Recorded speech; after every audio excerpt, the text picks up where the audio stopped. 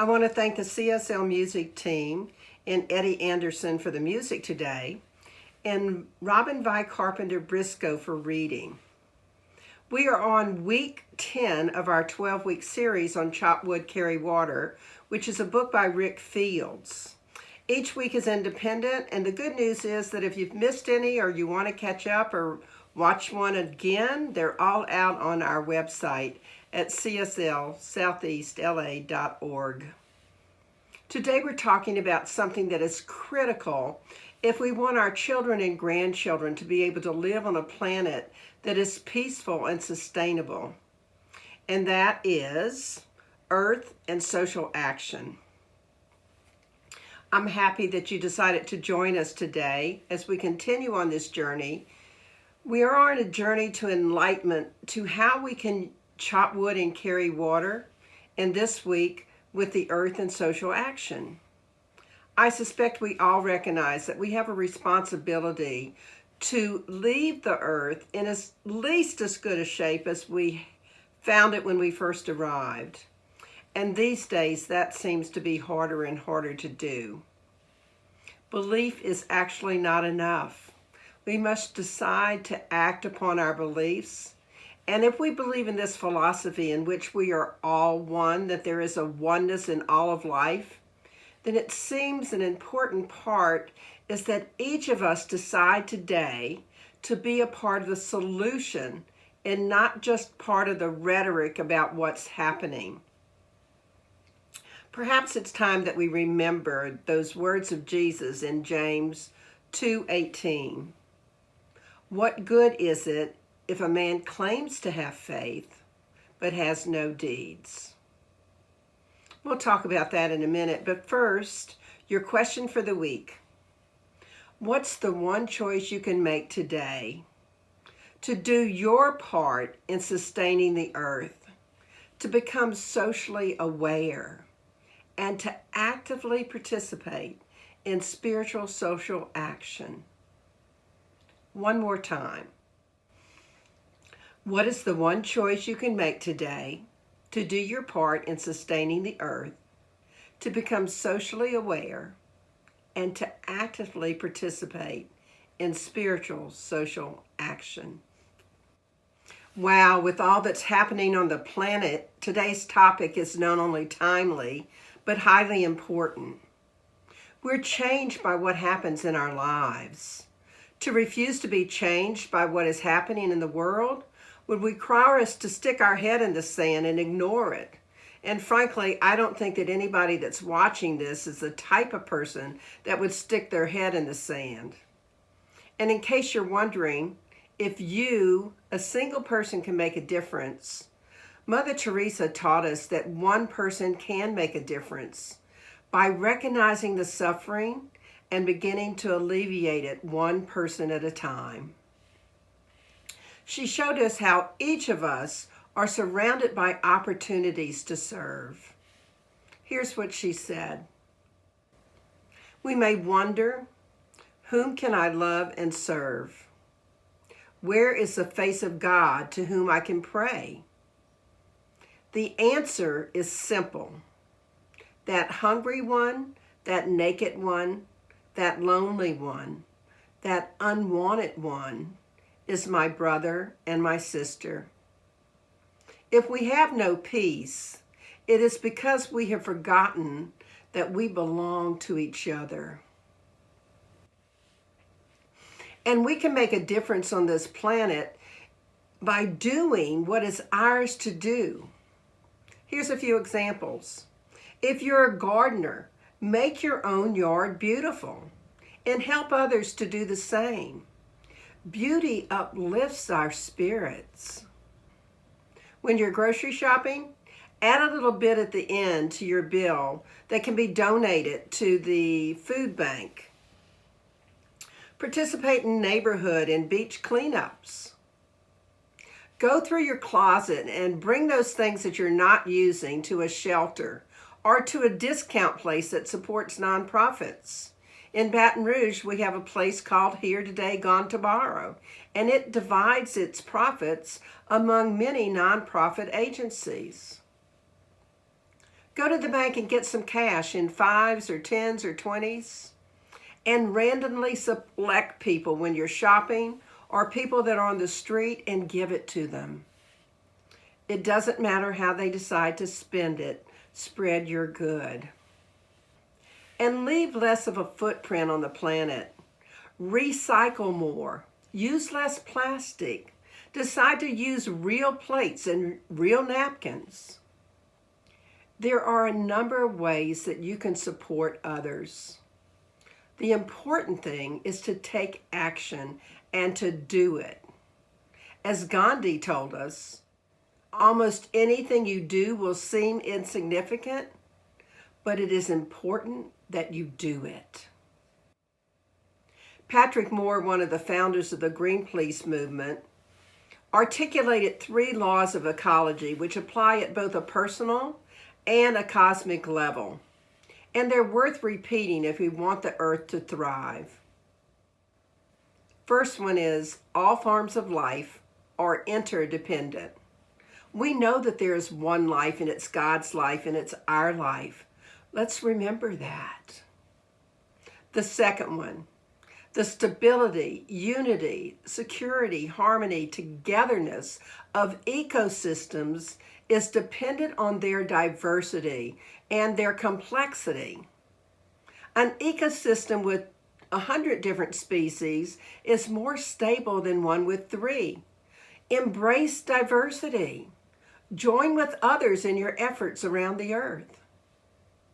And the third one, all resources, food, water, air, minerals, energy, are finite, and there are limits to the growth of all living systems. These limits are dictated by the finite size of the earth and the finite input of energy from the sun. Learn to use your resources wisely. These laws and this week's message are at the heart of what we believe at the Centers for Spiritual Living, that we are indeed one life, all connected. And even our small actions are important. As Jesus put it in Matthew 25, what you do to the least of my brethren, you do unto me. It's not enough that we become involved in sustaining our planet. Yes, the ways I just mentioned to become more aware of your fellow beings and leave less of a footprint on earth are all important. And it's also essential that we become more socially aware and take action. Social action is about people coming together to help improve their lives and to solve the problems that are important in their communities. And because of all the technology and the media in the world today, our communities have actually broadened to include the entire world. In Man's Search for Meaning, Viktor Frankl wrote this: we must never forget that we may also find meaning in life even when confronted with a hopeless situation, when facing a fate that cannot be changed. For what matters is to bear witness to the uniquely human potential at its best, which is to transform a personal tragedy into a triumph, to turn one's predicament into a human achievement. When we are no longer able to change the situation, just think of an incurable disease such as an inoperable cancer. We are challenged to change ourselves. With parts of our world in turmoil and chaos, perhaps it's time we change our ways of looking at what is going on and what we can do. It's time we change ourselves. The words of Thomas Merton still seem appropriate today. Instead of hating the people you think of as war makers, hate the appetites and the disorder in your own soul, which are the causes of war. While these words might sound harsh or not ring true for you, the truth, with a capital T, is that who we are and what we think about impacts all that is.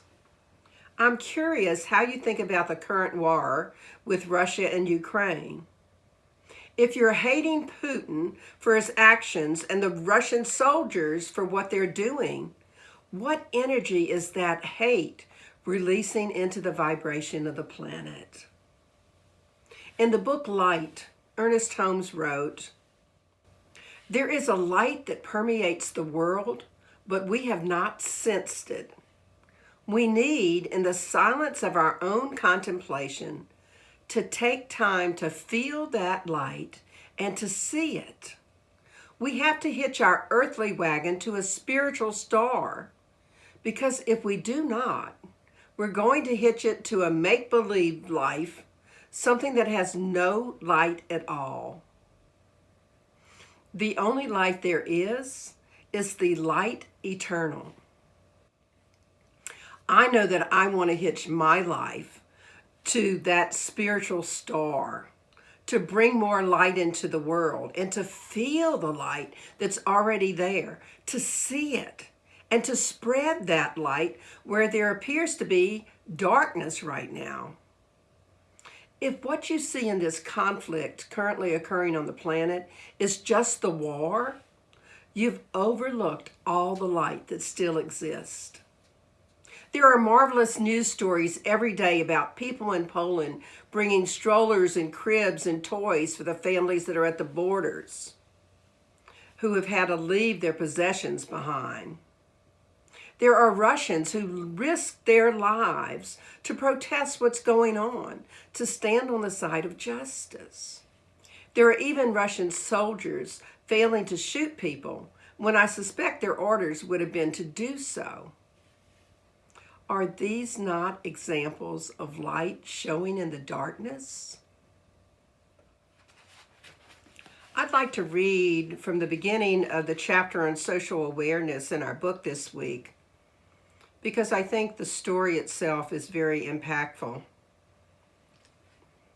In opposition to the U.S. war with Mexico, Henry David Thoreau refused to pay his taxes, and for this act of civil disobedience, the government put him in jail. When his friend, Ralph Waldo Emerson, offered to pay the taxes for him, Thoreau refused to allow it. Frustrated, Emerson went to the prison to visit. "Henry," he asked, "what are you doing in there?" Thoreau replied, "What are you doing out there?" What a great question that Thoreau asked Emerson. They were friends with similar beliefs. Thoreau was taking action. Believing something and taking action are two different things. It's by our action that we actually bring about change. What's happening with Russia and Ukraine right now provides each of us an opportunity to participate in spiritual social action. Sure, we can look at the war and talk about how unjust it is, or be upset with the loss of life or the actions being taken. What are you doing? I suspect that what I'm about to say is not going to be popular. But since I'm not interested in winning any popularity contest, and I am interested in spreading this philosophy of oneness, I plan to say it anyway. And that is, love Putin. Yep, if we have anything in our hearts other than love for any person on this planet, we are part of the cause, not the solution. Gandhi said, "Be the change you want to see in the world." And to me, that means if we want more peace, we have to be peace. If we want more love, we have to be love.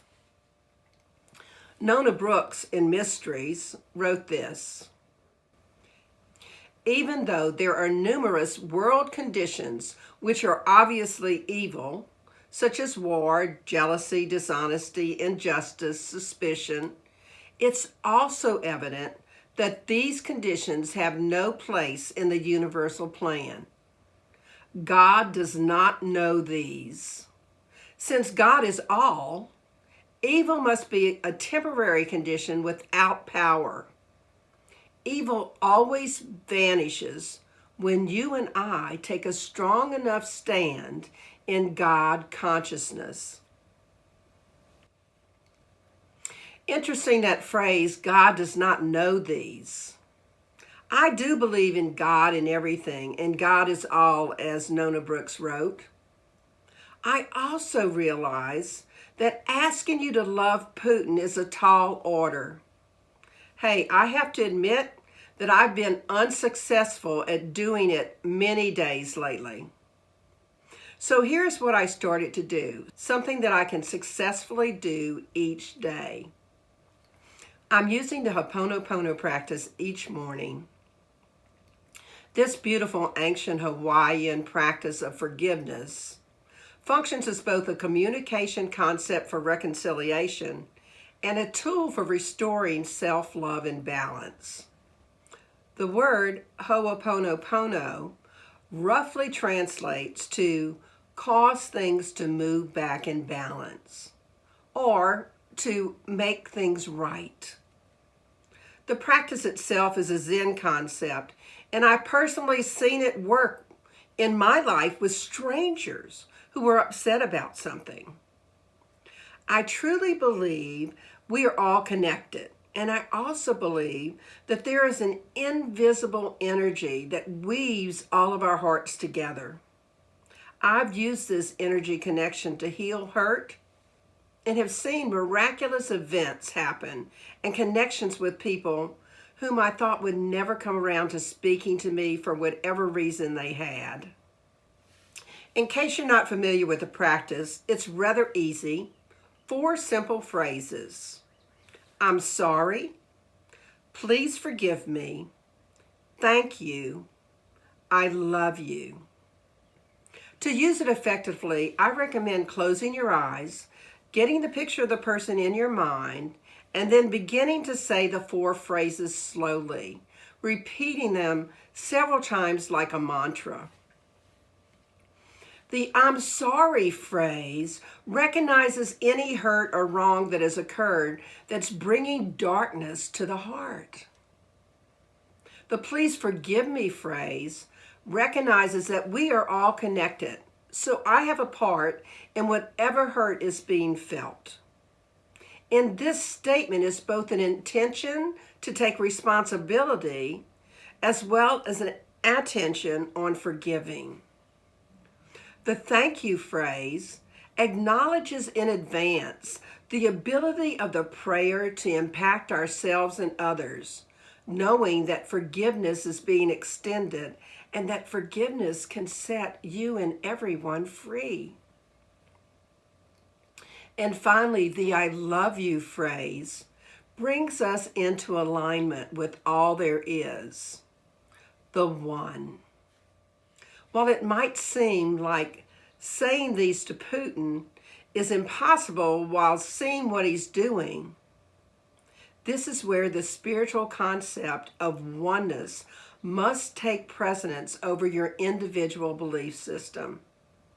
Now is precisely the time we must hitch our earthly wagon to a spiritual star and believe in some power higher than ourselves to resolve things. Let's practice the Ho'oponopono for just a minute. I invite you to close your eyes. Bring Putin or the Russian soldiers to mind. And now let's all take a deep, nourishing breath.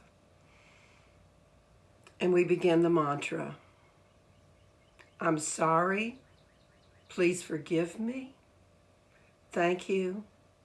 I love you. I'm sorry. Please forgive me. Thank you. I love you. I'm sorry. Please forgive me.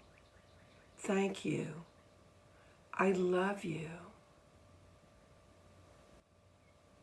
It may seem unimpactful at the moment, but remember the words of Gandhi that I spoke earlier. Almost anything you do will seem insignificant, but it's important that you do it. And it's very important that each of us take a stand in our hearts for oneness, for love, for peace. This is a way we can help. Try it for a few days, while also letting go of using your words to tell stories about how the war is horrible or so unjust. Our thoughts have power. And the more stories and the more conversation we put out into the universe about the horridness or the unjustness of what's going on, the more energy we're giving it. Let us use our thoughts and our words for powerfully promoting peace. I certainly know that all of this, yes, even the war, is in divine order, and that the divine has a bigger view of the ultimate purpose of these events on our planet. Perhaps it's time we embrace what Khalil Gibran said, "May there be a oneness between us, that when one weeps, the other tastes salt." Now that is a powerful consciousness, a oneness for sure. Ernest Holmes, in This Thing Called You, reminded us of this. The marvelous teaching of Jesus is not quite so soft as it sounds. His words are statements of the great laws of cause and effect, laws that produce justice without judgment, the inevitable result of laws that work with mathematical certainty. You cannot love and hate at the same time, nor can anyone else. Therefore, this man of wisdom said that light overcomes darkness. He did not say that darkness overcomes light. I admit how difficult it is to produce justice without judgment. And I firmly believe that if everyone on the planet began to practice Hopono, the war would cease immediately. The light that we found within ourselves to let go of hate and to send love would overcome the darkness of this conflict. Lao Tzu wrote, "The highest good is like water. Water gives life to 10,000 things and does not strive." I would like to be more like water, able to see Putin and send love without strife. I admit I do have to strive a bit to practice saying I love you with Putin. And I plan to continue to practice Ho'oponopono daily, knowing that filling my own thoughts and my own soul with love raises the vibration and helps, even if I don't see the results. As for what you might decide is your path to embracing spiritual social action, what I know is each of us can play a role in bringing about peace. I know for myself it's not easy to stay peaceful and loving when I'm bombarded with text messages and news flashes about what's happening in the world. I'm reminded of the Course in Miracles phrase about love holds no grievances. And the text on this lesson is a very powerful passage. I would see you as my friend, that I may remember you are part of me and come to know myself. While it's difficult for me to call Putin or any other person on the planet who inflicts harm a friend, I know that I myself on some scale have at some time caused harm. As I come to know myself better through the lenses of joy and of war as well, I reconcile sending love with embracing that there is one life, and it's God's life, and it's my life right here and right now. If you take nothing else from this message other than these two things, remember these two important quotes. One from Mother Teresa. If we have no peace, it is because we have forgotten that we belong to each other. And the other from Viktor Frankl. when we are no longer able to change the situation, we are challenged to change ourselves.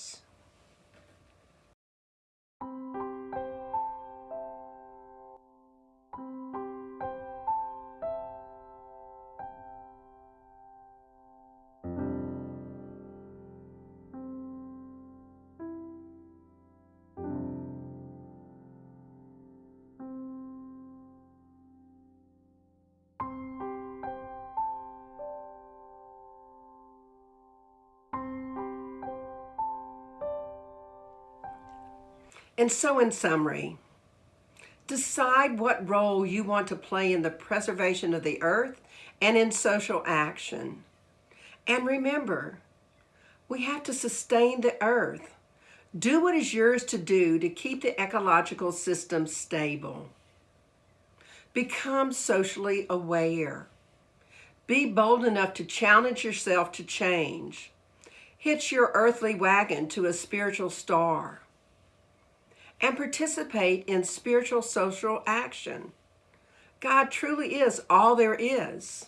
Stand in God consciousness. Practice Hopono. I'm sorry. Please forgive me. Thank you. I love you. So here's your affirmation for the week. How is it that I so easily and willingly make the choice today to do my part in sustaining the earth, to become socially aware, and to actively participate in spiritual social action? So your challenge this week is to make a conscious choice to hate the appetites and the disorder in your own soul without embracing any guilt, and to practice Ho'oponopono at least once every day. Remember the words of Jesus. What good is it if a man claims to have faith but has no deeds? Let's pray. We take a deep, nourishing breath, and we connect with the divine, with our spirit guides, with Allah, whatever you call that higher being. And we feel the love and the peace and the joy and the wisdom and the light that the divine is. And as individual expressions of the divine, all of that love, all of that light, all of that peace and joy resides right within each of us. And what I know is that there is something that each of us can do to make a change, to see the world differently through the eyes of love, to connect our hearts to the hearts of those in Ukraine, to the hearts of the Russian soldiers, so that we can bring about that light, the light eternal. So I am grateful. I am grateful for this opportunity to recognize that we are indeed all connected. That what one person does, I am a part of it in this one life.